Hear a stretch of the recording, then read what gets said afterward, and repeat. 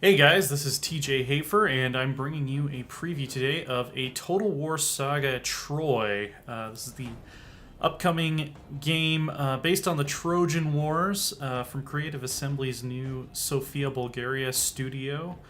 It's centered on, of course, the mythical, semi-historical Trojan Wars. You can see the city of Troy here up on the hill, which will be central to a lot of the conflict. They've sort of taken a truth behind the myth approach, is how they're describing it, in terms of portraying actual history versus the mythology, which we all know from, reading Homer in high school or whatever. So there's not going to be a lot of, overtly supernatural stuff, but there are some nods to that. And then, of course, we do have the legendary heroes. This is a battle between Achilles on the Achaean Greek side and Hector on the Trojan side. This is the Bronze Age, so warfare is heavily infantry focused, but they've come up with sort of some interesting ways to differentiate units even within that fairly narrow theme. Achilles here has a lot of kind of aggressive, versatile units.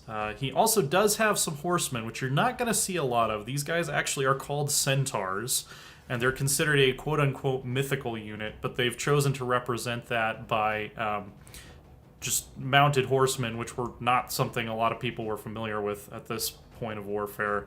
You can see we got some chariots too, which were a little bit more common. But since, cavalry is going to be pretty rare to the point of actually being considered a mythic unit, they've created different weight classes of infantry. So there's light, medium, and heavy infantry. Heavy infantry will usually win like a one-on-one head-to-head fight, but they have the least mobility. Light infantry are very fast, good at skirmishing. A lot of them have missile weapons and things like that. Here's Hector himself, of course. Heroes are going to be a big part of it. This is another one of the quote-unquote mythical units. This is the Minotaur, which they're representing as he's some sort of like a barbarian warrior who's just really big and strong and wears a cow skull on his head. Mechanically, they're pretty powerful. Probably not as much as the mythic units in, Total War Warhammer or something like that. But they can definitely punch above their weight. Although he is a big dude, so maybe it's at his weight. So we're going to join the main infantry engagement here. One thing is a lot of these units have alternate weapon modes. So these are Achilles. I think they're called Myrmidons. But I've told them to put their shields away and to two-hand their spears, which gives them a little bit more punching power. And we're running into some of Hector's lighter infantry here that we should be able to make quick work of. But as you can see, he's also using his own light troops to flank us. So we're going to bring in our centaurs here, get a good shot in centaur cam as we intercept these light troops. Yeah, saddles and stirrups were not actually very well developed yet at this point in history. So that's part of the reason you didn't see cavalry in the style that we'll see in later time periods, is that it wasn't really practical with the technology we had. Chariots, as you can see here, we don't really want to get stuck in with these, but they're good for doing run-throughs of enemy light formations.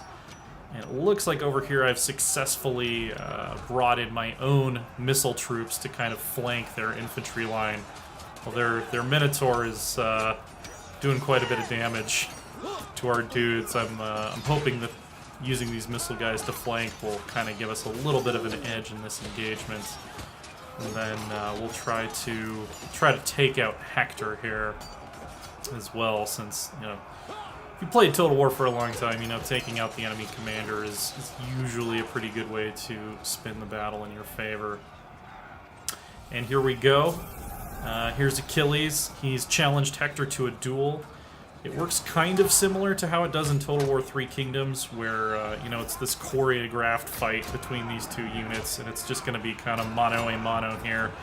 The one difference is you're not locked into a duel until one side either dies or retreats. It's actually a hero ability with a set duration, so you'll use this challenge ability on an enemy hero, and then you'll be locked into that duel for however long the ability lasts. I mean, if one hero dies first, that'll obviously in the duel. He can't fight back if he's dead, but as you'll see here, the duel actually comes to an end before either of them dies, and then Hector's gonna run off and do his own thing. Achilles is like, wait, no, get back here. Heroes, they've said, are not going to be quite as powerful as they are in Warhammer, Total War Warhammer, or Total War Three Kingdoms. They're best used fighting on the front line with their troops. They'll obviously be potent, but you can't win an entire battle with just your heroes. Let's see if we can finish him off here. There we go. Nice stab to the heart. Hector's down. I guess the book is over now. Yep. Anyway, that's our quick preview of a Total War Saga Troy. For more on Total War, check out our preview on the website. And for everything else, keep it right here on IGN.